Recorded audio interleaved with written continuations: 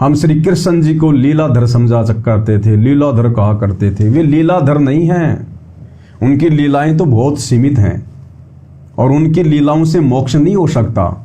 उनकी लीलाओं को देखकर सुनकर हमारे विषय विकार नहीं मिट सकते। अब एक विशेष संदेश में गुरुदेव भगवान ने हमें बताया कि जो लोग भागवत पढ़ते हैं या भागवत का पाठ करते हैं या भागवत की कथा करवाते हैं तो इससे जीव के विषय विकार नहीं मिट सकते। अब भागवत में क्या कथा सुनाई जाएगी? ऐसे ऐसे एक बार गोपियां स्नान करने के लिए नदी के किनारे गई। वहां पर श्री कृष्ण जी चुपचाप पेड़ के ऊपर जाकर बैठ गए। सभी गोपियों के जो कपड़े थे वो लेकर पेड़ के ऊपर जाकर बैठ गए। जब गोपियां नहाने के बाद में अपने कपड़े लेने के लिए आई तो पता चला कि कपड़े तो हैं ही नहीं। इधर उधर देखा तो ऊपर श्री कृष्ण जी दिखाई दिए। अब वो बेचारी कह रही हैं कि हमारे कपड़े दे दो, हमारे वस्त्र दे दो, हम निवस्त्र हैं, हमें शर्म आती है। तो श्री कृष्ण जी कहते कि नहीं नहीं नहीं, इस नदी से तुम निर्वस्त्र होकर नंगी होकर बाहर आओ, फिर मैं तुम्हें कपड़े दूंगा। बहुत मिन्नत करने के बाद फिर बेचारी अपने गुप्तांगों पे हाथ वगैरह रखकर, अपने स्तन पे हाथ रखकर फिर शर्म के मारे शर्माती हुई बाहर आई और तब श्री कृष्ण जी ने उनको कपड़े दिए। अब बताओ भाई और बहनों, ये भागवत है या फिर ये कोई पोर्न वीडियो है? ये भागवत है या कोई कामवासना का ये कोई ग्रंथ है? अब इस प्रकार की कथा यदि कोई सुनेगा तो विषय विकार दूर होंगे या विषय विकार और ज्यादा उत्पन्न होंगे? क्योंकि आदमी जब किसी के मुख से कोई कथा सुनता है तो उसके मन में एक चलचित्र चलता है कि जैसे श्री कृष्ण जी पेड़ पर बैठ गए तो पेड़ भी आएगा, श्री कृष्ण जी भी दिखाई देंगे सूक्ष्म रूप में, और फिर गोपियां निर्वस्त्र अपने स्तनों के ऊपर हाथ रखकर बाहर आती हुए भी हमें मन ही मन में दिखाई देती हैं। तो जब इस प्रकार के चलचित्र हमारे दिमाग में चलेंगे, जब ऐसी कथाएं हम पढ़ेंगे तो हमारे विकार कैसे समाप्त होंगे? और ज्यादा विकार बढ़ेंगे। इसलिए भाई और बहनों, असल कथा यदि संसार में कोई है तो केवल तत्व ज्ञान है। सतगुरु आकर हमें असल कथा सुनाते हैं और सतगुरु के मुख से सुनी हुई कथाएं फिर हमारे विषय विकारों का दमन करती हैं, मर्दन करती हैं, उनको समाप्त करती हैं। और दुनिया की कोई भी कथा, चाहे महाभारत की कथा हो, अब महाभारत की कथा, अब गुरुदेव भगवान ने आकर हमें सद्बुद्धि दी, हमारी बुद्धि खोली, तब हमें पता चल पा रहा है। अन्यथा शुरू में जब ये महाभारत सीरियल टीवी पर आता था तो सारे काम छोड़ छाड़ कर उसको देखने के लिए बैठ जाते थे और मिलता कुछ नहीं था। अब गुरुदेव भगवान ने बताया कि ये महाभारत ये कोई कथा है क्या? ये कोई सुनने के लायक है क्या? इसको तो ना सुनो तो अच्छा। क्या शिक्षा मिलेगी हमें? कुछ नहीं, कोई शिक्षा नहीं मिलेगी हमें इससे। दो भाइयों का आपस में बंटवारा और किस प्रकार से उन्होंने मरना ठान लिया, पूरा कुनबा नष्ट हो गया। युधिष्ठिर जिसको धर्मपुत्र कहते हैं,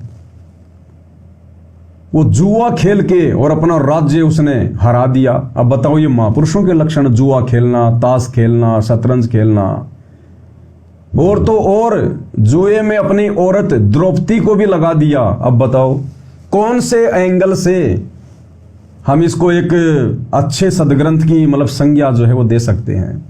क्या पढ़ेंगे हम इससे? क्या शिक्षा लेंगे? अपनी औरत को जुए पे लगाना, भाई बंटवारे के लिए लड़ाई झगड़ा करना, जुआ खेलना।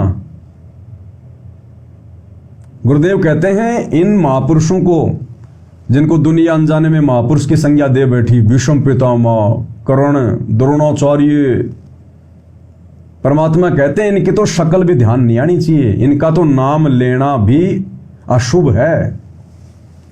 हम भीष्म पितामह, गंगा पुत्र भीष्म पितामह, कैसे उसके गीत गाए जाते हैं। तो परमात्मा कहते हैं उनके जैसा कुचरित्र, उनके जैसा घटिया चरित्र आपको संसार में देखने को नहीं मिलेगा। जब कौरव पांडव आपस में जुआ खेल रहे थे और जब युधिष्ठिर जुए में द्रौपदी को हार गया और दुशासन अपनी भाभी को, जो कि मां समान समझी जाती है, उसको पकड़ के, बाल पकड़ के उसके नीचे लेके आया भरी सभा में नंगा करने के लिए। और दुर्योधन कह रहा कि दुशासन हम तो अंधे की औलाद में दिखाई थोड़ी देता है, कर इसको नंगी, इसको काई की शर्म, हम तो अंधे हैं, हमें कुछ दिखाई थोड़ी देगा। और वो दुशासन नंगे करने लग गया अपनी भाभी को। और उस सभा में कौन बैठा है? विषम पितामह, यानी उनका दादा। अब बताओ, वो महापुरुष था। उसका सबसे पहले तो यह कर्तव्य बनता था दुर्योधन को समझाने का, डांटने का, फटकारने का कि नालायक ये तो क्या कर रहा है, घर की इज्जत को खुद उछाल रहा है, क्या इतिहास बनेगा ये, दुनिया तेरे मुंह पे थूकेगी आने वाले समय में। अगर वो नहीं मानता तो फिर सभा छोड़ के वहां से निकल जाना चाहिए था, दुष्टों की सभा में फिर नहीं बैठना चाहिए था, लेकिन वो वहीं बैठा रहा। अब गुरुदेव भगवान ने, इस अंतर्यामी परमात्मा ने सच्चाई बताई कि वो विषम पितामह गंगा पुत्र, वो उस द्रौपदी को नंगा देखना चाहता था, नंगा निर्वस्त्र। उसके मन में पाप था, दोष था। तो ये है वो महापुरुष जिनकी हम कथाएं सुना करते थे, टीवी पर सीरियल देखा करते थे। इनका असली चरित्र अब गुरुदेव भगवान ने हमें तत्व ज्ञान से समझाया। तो भाइयों और बहनों, शिक्षा भी इन कथाओं से गुरु की शरण में आने के बाद केवल भगत ही ग्रहण कर सकते हैं। अब हम भगतों ने शिक्षा लेनी चाहिए इससे कि एक भगत का लक्षण होता है, अगर वो कहीं किसी पंचायत में जाकर बैठे, किसी सभा में अगर जाकर बैठे, तो भगत ने केवल सत्य का साथ देना चाहिए।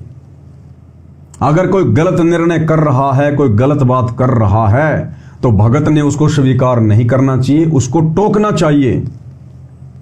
और यदि उस भगत की बात वहां पर नहीं सुनी जाती है तो भगत ने वहां पर फिर ज्यादा देर बैठना नहीं चाहिए, तुरंत अपनी बात कहकर सभा को त्याग कर चले जाना चाहिए। पहली बात तो भाइयों और बहनों, हम वर्तमान कलयुग की बिचली पीढ़ी में जी रहे हैं, हमें सतगुरु की शरण मिल गई है। पहली बात तो हम भगतों ने इस प्रकार के लफड़ों में पड़ना ही नहीं है। गांव में कोई लड़ रहा है, कोई झगड़ रहा है, कोई मुकदमा कर रहा है, कोई पंचायत कर रहा है, भाई वो जाने और उसका काम जाने। हमने अपनी भक्ति करनी है, अपनी मर्यादाओं का ध्यान रखना है। अब हमने पहले की तरह फालतू में ठेकेदार नहीं बनना, पंचायती नहीं बनना, हमने जज नहीं बनना। अब हमें परमेश्वर ने समझा दिया कि बेटा सब अपने कर्मों का भोग भोगते हैं। आज अगर किसी के साथ में गलत हो रहा है तो सामाजिक दृष्टि में तो लोग यही कहेंगे कि देखो भाई बेचारा निर्दोष था, गरीब आदमी था और जानबूझ के उसको सताया जा रहा है, उसको दुखी किया जा रहा है। लेकिन गुरुदेव ने बताया कि बेटा यहां पर एक आत्मा के असंख्य जन्म हो चुके हैं और जिस व्यक्ति को आज दुखी किया जा रहा है, सताया जा रहा है, ना जाने किसी जन्म में इस व्यक्ति ने उसको भी सता रखा है, दुखी कर रखा है। ये अपना कर्म फल भोग रहा है और किसी के कर्म फल में हम बीच में ठेकेदार ना बने। हम केवल संदेशा दे सकते हैं परमात्मा से जुड़ने के लिए, भक्ति करने के लिए, अन्यथा वो अपना कर्मदंड भोगेंगे। इसलिए भाइयों और बहनों, हमें भक्ति मिल गई, सतगुरु मिल गया, तत्व ज्ञान मिल गया। झगड़ा चाहे पड़ोस में हो चाहे रिश्तेदारी में हो, वो पड़ोसी जाने और रिश्तेदार जाने। हमने ना तो फालतू की कोई गवाही देनी है, ना हमने फालतू का कोई गवाह बनना है। और जिस समय लड़ाई झगड़ा हो उस समय बैठ के अपनी माला लेके अपने घर में बैठ जाओ, देखना भी नहीं है। अगर खड़े होके देखेंगे तो भी हम परमात्मा के दोषी बनेंगे और ये काल फिर हमें किसी न किसी प्रकार से हमारे को फिर घुमा देगा।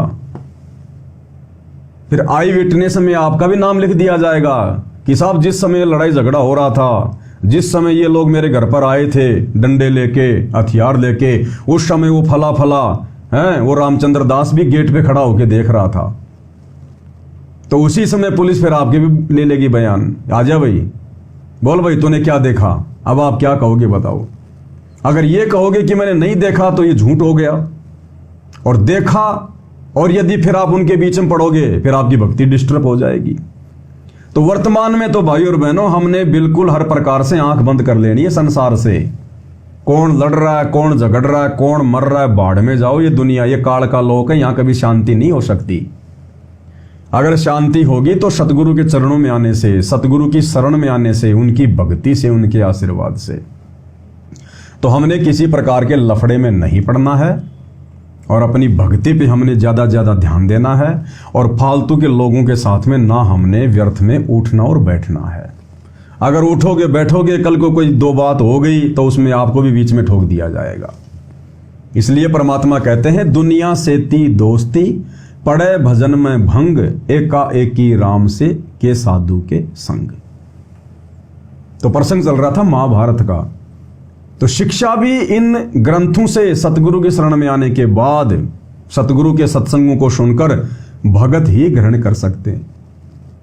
तो हमें शिक्षा लेनी चाहिए कि किस प्रकार से भाई बंटवारे को लेकर और पूरा का पूरा खानदान नष्ट हो गया, पूरे कौरव नष्ट हो गए, करोड़ों की संख्या में सैनिक मरवा दिए गए, और अंत में उनको भी जो है हिमालय में जाके गल के मरना पड़ा। पांडवों को भी थोड़े बहुत दिन उन्होंने राज्य किया करोड़ों लोग मरवा के, उसके बाद उनको भी हिमालय में जाके गल के मरना पड़ा और फिर नरक में डाले गए। तो सतगुरु की शरण में आने के बाद हम भगत भाई बहनों ने शिक्षा मिलती है कि ये जमीन, ये जायदाद, ये मकान, ये संपत्ति, ये यहीं की यहीं पड़ी रह जाएगी।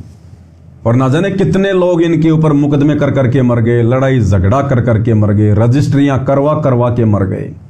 ये जमीन यहीं की यहीं पड़ी है और लोग ना जाने कितने मर गए, खप गए। तो अब सतगुरु की शरण में आने के बाद हमने संतोष भी करना पड़ेगा, धैर्य भी धारण करना पड़ेगा। अगर भक्तों का भी आपस में भाई बंटवारा होता है, दूसरे परिवार वाले या भाई बंधु आपके अनुपदेशी हैं, और यदि बंटवारा होता है तो भगत ने उस बंटवारे में किसी भी प्रकार से लड़ाई झगड़े की कोई गुंजाइश नहीं रखनी चाहिए। भगत ने तो करना ही नहीं है लड़ाई झगड़ा, भले भगत के साथ में दूसरे अनुपदेशी अन्याय क्यों ना कर रहे हैं, भले आपको 1 बीघा जमीन, 1 एकड़ जमीन आपको कम क्यों ना दे रहे हैं, भले आपको सबसे घटिया जमीन क्यों ना दे रहे हैं, भले आपको वो पुराने वाले मकान क्यों ना दे रहे हैं, भगत ने हर स्वीकार कर लेना चाहिए, अड़ना नहीं चाहिए। परमात्मा कहते हैं दास गरीब शकल में साहिब, नहीं किसी से अड़ना रे। उस समय वो भी हमारी परीक्षा होती है, हमारी परीक्षा। सतगुरु वो परिस्थितियां पैदा करके अपने भगत की जो है वो परीक्षा ले लेता है कि देखता हूं मेरे भगत के मन में अभी भी ये संपत्ति के प्रति, मकान के प्रति, जायदाद के प्रति अभी भी मन में किसी प्रकार की कोई ठूठा है या नहीं है। मेरे भगत के अंदर धैर्य, संतोष, ये गुण आए कि नहीं आए। अपने सतगुरु पर भगत विश्वास करता है कि नहीं करता है, या भगत भी उनकी तरह हो जाएगा कि नहीं वो जमीन तो बंजर है, उसमें तो कुछ पैदा ही नहीं होता, मैं क्या करूंगा उसको लेके। कोई ना नुकर नहीं, वो आपकी पैतृक संपत्ति है। सोचिए आप पैदा हुए और आप किसी भिखारी के घर में पैदा होते तो आपको तो वो जमीन भी ना मिलती जो बंजर आपको मिल रही है। आप किसी रेड लाइट पर किसी भिखारी की औरत के गर्भ से जन्म लेते, पैदा होते, गाड़ियों का धुआं, मिट्टी आपको ये फांकने को मिलती, वहीं रोड पे सोना पड़ता, रेड लाइट पे उस पुलिये के नीचे जहां पर लोग पेशाब करते हैं, आपको वहां पे सोना पड़ता। आज कम से कम आपको अपने बाप का भाई बंटवारे में वो पुराना मकान तो मिल रहा है। तो इस प्रकार से भी हमने संतोष करना चाहिए इस ज्ञान को आधार बनाकर। और दूसरा सबसे बड़ा संतोष कि मैं तो सतगुरु की शरण में हूं। मेरा सतगुरु तो बंजर में भी सोना उपजा दे, बंजर में भी।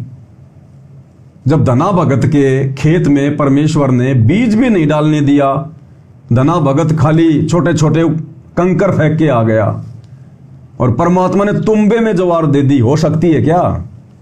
अपना विधान परमात्मा खुद ही चेंज कर सकता है। तुम्बे में तो तुम्बे के बीज होंगे, परमात्मा ने ज्वार भर दी, ज्वार, और बिल्कुल साफ सुथरी। तो परमात्मा क्या नहीं कर सकता फिर अपने भगत के लिए। तो ये समय भाई और बहनों हमारी परीक्षा का होता है।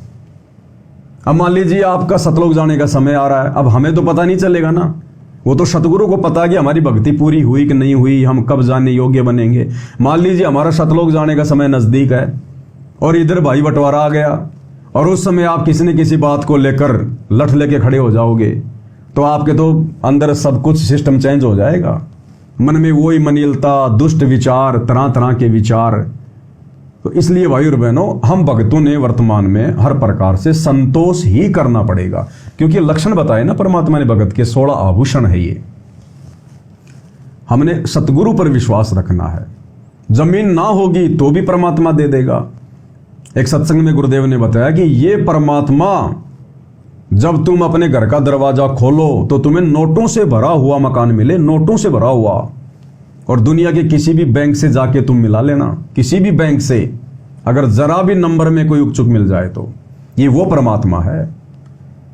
एक सत्संग में गुरुदेव ने गोरखनाथ का उदाहरण दिया कि किस प्रकार से उसने, जब उसके गुरु ने जब कहा कि गोरखनाथ मैं पानी पीऊंगा, पानी निकाल, तो गोरखनाथ पानी निकालने लग गया। और उसके बाद उसका गुरु जो सोने की ईंटें छुपा के रखा हुआ था, गोरखनाथ ने निकाल के कुएं में डाल दी। उसका गुरु बड़ा नाराज हो गया, तूने सत्यानाश कर दिया, ये कर दिया, वो कर दिया, मैं इसका भंडारा करता। तो गोरखनाथ ने फिर अपनी सिद्धि शक्ति से, पास में एक छोटा सा पहाड़ था, मंत्र बोल के पूरा का पूरा सोने का बना दिया, सोने का। किसने बनाया? गोरखनाथ ने। गोरखनाथ कौन था? कोई भगवान नहीं था, कोई देवता नहीं था, कोई अवतार नहीं था।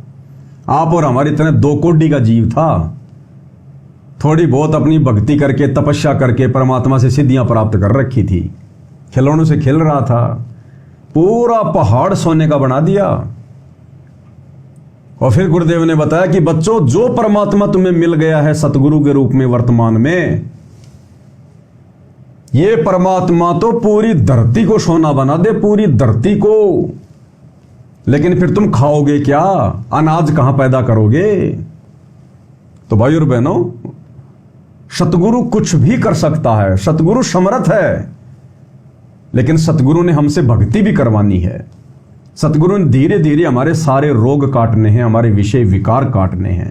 इसलिए अब ये परमेश्वर आप और हमारी डोर, रस्सी, नकेल अपने हाथों में पकड़कर ही ये चलाएगा।